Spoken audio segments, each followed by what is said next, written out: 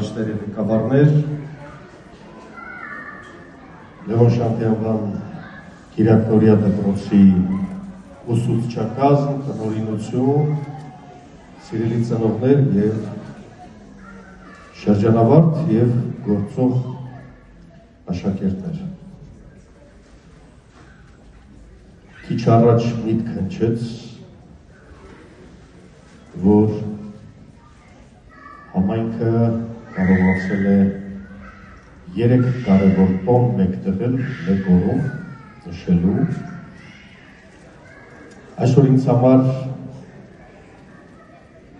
4-րդ տոնն է նաև,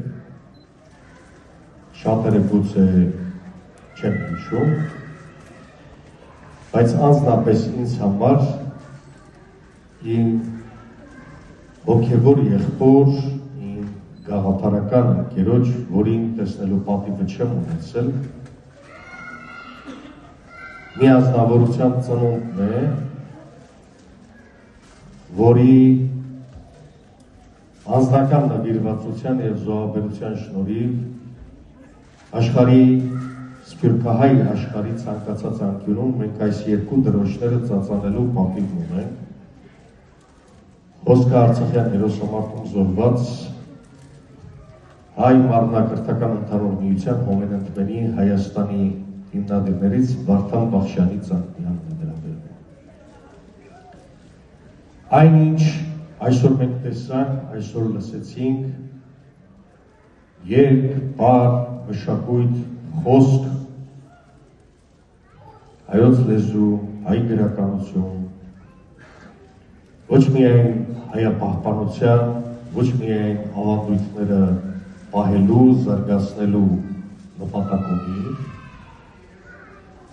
այլև առաջին հերթին նոր ձևավորվող Մխելենի կամ նոր կայացող Մխելենի հայկական համայնքի ազգային հիմքեր ամրապնդելու նպատակով։ Սա մեծ ճանապարհ է, որը սիրում է զոհաբերում, իսկ ամենամեծ զոհաբերողները իրենց կյանքը, իրենց գիտելիքը, ժամանակը, ռեսուրսը մեր ուսուցիչներն են։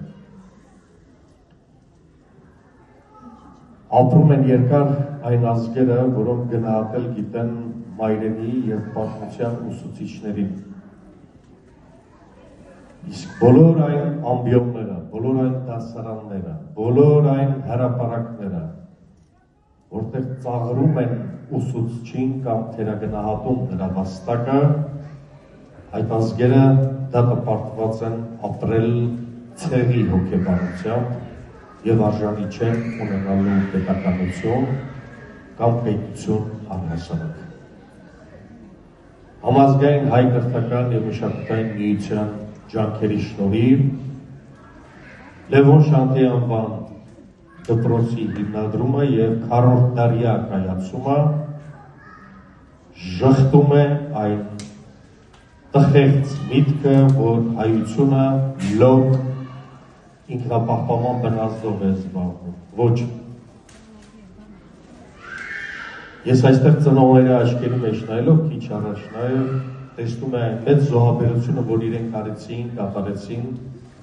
սեփական երեխաներին հայության, հայկականության հետ կապելու։ Սա ձեր թառավոր առաքելությունն էր, որը դուք կատարեցիք, բայց ես համոզված եմ, հավատում եմ, որ այս դպրոցի, նաև Նիկոլ Աբալյան դպրոցի շրջանավարտները, թեկուզ և Կիրակնորիա, Մեկորիա, առաջիկա տասնամյակներում լինելու են ոչ միայն հայկական մշակութային ինքնության պահապանները, այլև հայության որպես քաղաքական դապ ունեցող ժողովրդի պաշտպանները։ Ես վստահ եմ, որ այս դպրոցի դասարանների և պատերի տակով անցած բոլոր երեխաները լինելու են Բելգիայի համայնքի լավագույն բժիշկները, ճարտարապետները, գիտամատավոր մեծ պոտենցիալ ունեցողները և ամենակարևորը հային և Հայաստանին ծառայողները։ Հայության քաղաքական դատին, խլված Արցախին, հայոց ցեղասպանության հետևանքով հայության անժամանցելի իրավունքների վերականգնման լավագույն լոբիստները, լավագույն պահապանները Բրյուսելից մինչև Անտվերպեն, մինչև Մեխելեն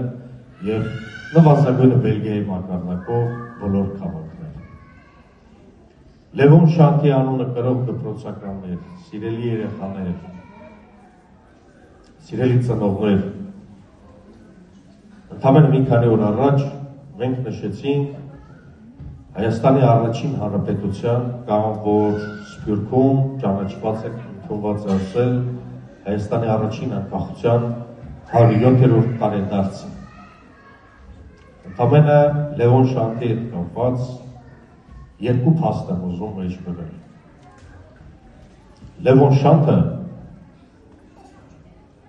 հայկական գրական իրականության չեմ չափազանցնի ասել և կարծում եմ հայ գրականության մասնագետները կվկայեն,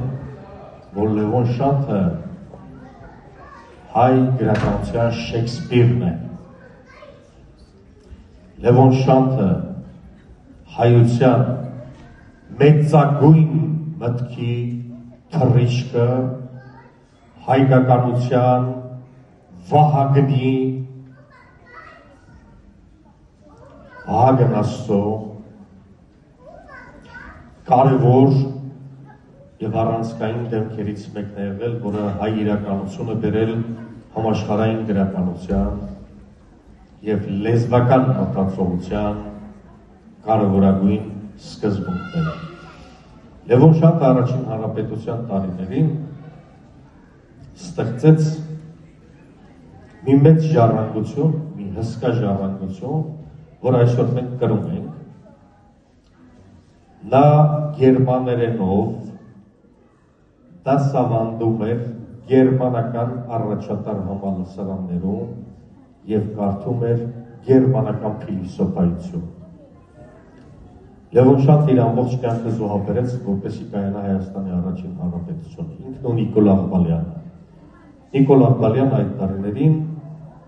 Հայաստանի Հանրապետության լուսավորության մինիստրն էր։ Ինչու այդ ժամանակ կրթական գերատեսչություն չէր կոչվում, կոչվում էր լուսավորության, որովհետև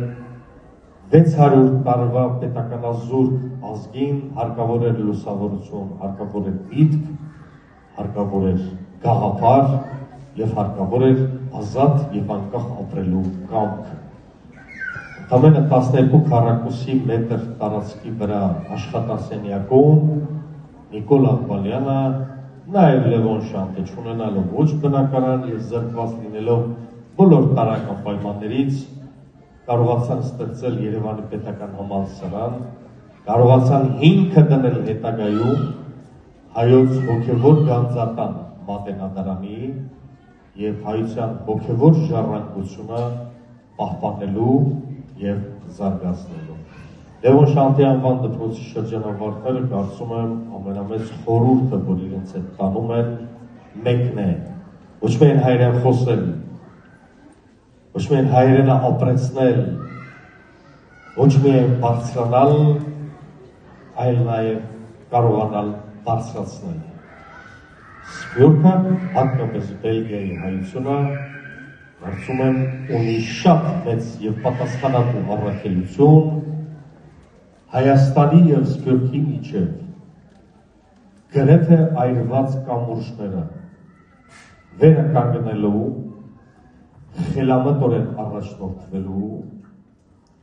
զգացմունքայնությունը մեկ կողմ թողնելով, հասկանալու հայկական պետության սպառնացող ռեալ վտանգները և դրանց չեզոքացնելուն ուղղված իր մասնակցությունը։ Ես անձնապես որպես Սփյուռքի ծնունդ շատ լավ գիտակցում եմ հայ դպրոցի բերում։ Առանց հայ դպրոցի մենք չունենք ազգային կամ էթնիկ որևէ պատկանելություն։ Առանց հայ ուսուցչի ձեռքերը պագանելու, համբուրելու, առանց հայոց լեզվի, գրականության և պատմության դասերը մեզ դասավանդող ուսուցիչներին մեծարելու, մենք ոչ միտեղ չենք հասնելու։ ասում ենք երեխաների պաշտպանության միջազգային օր, երեխաների տոնը պաղպաղակ կամ որևէ կոնֆետ բաժանելու տոն չէ։ Երեխաների միջազգային տոնը իրենց առողջ, հոգեպես առողջ, մտավոր առումով կայտար եւ ամենակարևորը ֆիզիկապես անվտանգ սերունդ ունենալու առաքելությունն է, ոչ միայն Բելգիայում, այլ նաեւ Հայաստանում։